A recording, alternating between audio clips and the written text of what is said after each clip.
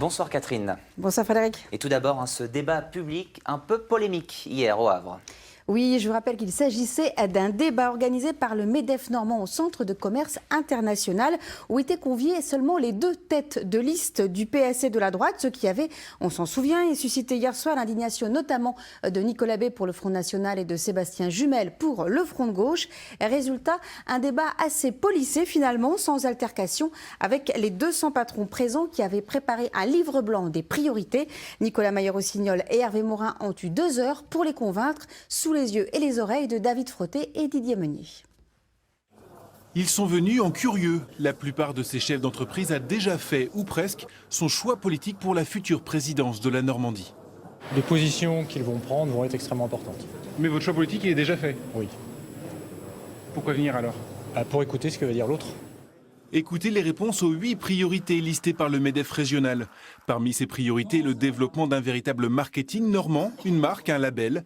Et ça, le socialiste Nicolas Mayer-Rossignol y est plutôt sensible. Et quand je dis ensemble, c'est ensemble territorialement, mais c'est aussi ensemble politiquement. Gauche et droite, société civile et élus, quand on le fait, Vallée de la Seine, quand on le fait, Normandie French Tech, quand on le fait, Normandie impressionniste, on peut multiplier les exemples. À chaque fois, ou quasiment à chaque fois, on obtient des résultats. En face, Hervé Morin joue en territoire a priori conquis face au patronat normand. Alors le candidat de la droite et du centre attaque directement la corde sensible, les financements. Ce que je souhaite, c'est que nous puissions être une région dans laquelle on crée un écosystème régional favorable au développement de l'entreprise. La question centrale, c'est comment mettre en place un fonds d'investissement, un fonds d'amorçage, un fonds de retournement, bras armé de la région qui ne dépend pas des banques. Pendant les 2 heures, le débat va rester très poli, sans réelle joute verbale, presque décevant pour les 200 électeurs présents, qui en regretteraient presque la non-invitation du Front National et du Front de Gauche. J'ai trouvé ça assez consensuel, donc c'était agréable, c'était sympathique, mais bon, il manquait un peu de point de vue un peu tranché. C'est vraiment plus un souci de gestion et de bonne gestion que faire plutôt à gauche, plutôt à droite. Donc après, ce qui a été évoqué, c'est qu'il y a beaucoup de choses qui dépendent de l'État et finalement, voilà, c'est aussi l'autonomie de la région, elle est relativement faible, quoi, finalement. À relativiser donc, en 2010, avant la dernière élection régionale, la priorité des priorités pour tous ces dirigeants régionaux était le transport, ferroviaire notamment, avec le résultat que l'on sait. Les patrons normands vont donc être des électeurs comme les autres, difficiles à attirer dans l'isoloir. Et à propos d'Hervé Morin, Catherine, on vous parlait hier d'une enquête sur l'assiduité des conseillers régionaux où il était montré du doigt. Oui, et je vous rappelle justement qu'au passage, à l'époque, il était surtout ministre de la Défense et à ce titre forcément très occupé. Alors aujourd'hui, en réaction ou pas, allez savoir, aux nombreux commentaires sur les réseaux sociaux, Hervé Morin a publié une charte d'éthique des conseillers régionaux de la future majorité. Qu'est-ce que ça veut dire tout ça? Apparemment, ce serait un engagement à participer, je cite, à toutes les instances et commissions de la future région. Le message est donc clair, les leçons du passé ont été tirées. Et pendant ce temps, du côté des Verts, c'était jour de sortie apparemment. Oui Frédéric, alors Normandie Écologie était un peu partout. Aujourd'hui, les têtes de liste départementales ont multiplié les visites et les réunions publiques, comme Laetitia Sanchez pour l'heure, qui a ouvert le bal cet après-midi à Pont-de-l'Arche en visitant une usine de chaussures en compagnie de ses colistiers. Son homologue en Seine-Maritime, Claude Taleb, était lui chez un éleveur bovin avant sa réunion publique qui a commencé à 18h30 à Yvetot. Bon Catherine, j'ai une question. J'ai déjà reçu quelques professions de foi dans ma boîte aux lettres. Pour les autres, qu'est-ce que je dois faire? Il faut attendre ou il y a d'autres solutions? Eh bien oui, la solution, elle vient une fois de plus de vos ordinateurs. Depuis hier, toutes les préfectures ont mis en ligne les professions de foi et les programmes de tous les candidats, quel que soit le parti ou le département. Il suffit d'un clic et vous aurez accès à toutes les informations. C'est bien pratique et ça permet surtout de pouvoir prendre son temps pour tout étudier en détail. N'oubliez pas l'adresse, elle va s'inscrire.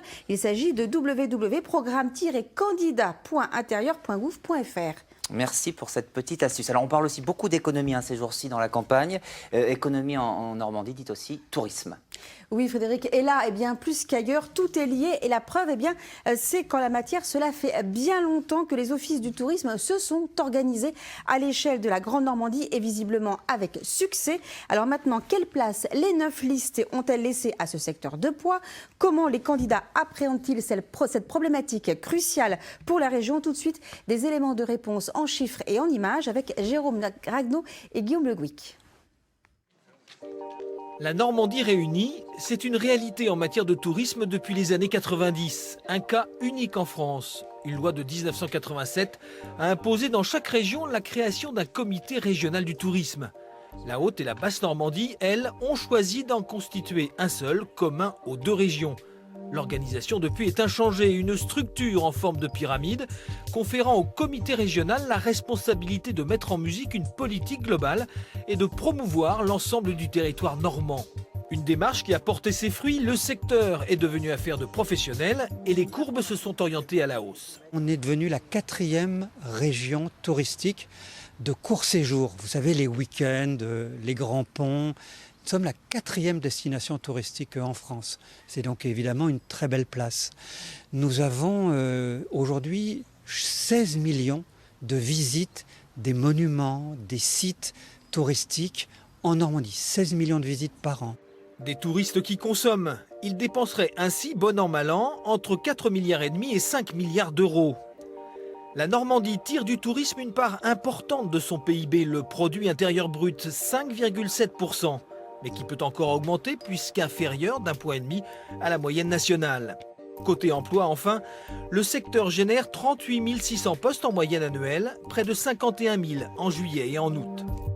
Alors, quelles pistes dans les programmes des 9 listes pour développer le tourisme en Normandie?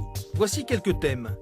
Exploiter l'identité normande, une proposition recueillant un large écho dans la classe politique à droite et jusqu'au PS. Et pourquoi pas un grand parc à thème?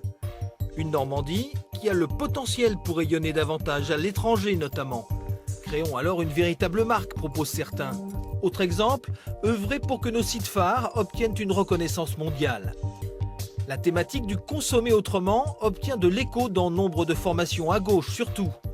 De nouvelles réserves naturelles, un tourisme centré sur l'humain et plus concret, l'accès à la plage en transport en commun à la portée de tous.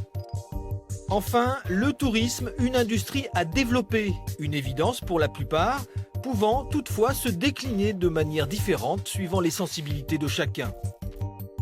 Pour autant, le tourisme en Normandie constitue-t-il un enjeu politique majeur? Les formations en tout cas ne semblent pas se déchirer sur cette question-là. Je crois que tous on a compris que notre intérêt économique, c'était justement de faire fi de toutes les barrières de droite, de gauche ou de ce qu'on veut. Nous, ce qui compte, c'est le professionnalisme, c'est l'attractivité de notre région vis-à-vis de l'extérieur. Là, ils ne nous demandent pas quelle est la couleur politique des uns ou des autres, on bosse. Et on ne bossera pas vraiment différemment une fois les élections passées, car si les élus décident et votent les options politiques, ce sont bien les professionnels, ceux du terrain, aussi bien que les stratèges, qui les inspirent. Demain, tout autant qu'aujourd'hui. Voilà, c'est tout pour ce soir. Demain, nous commencerons notre série de présentation des têtes de liste régionales. Merci Catherine, à demain.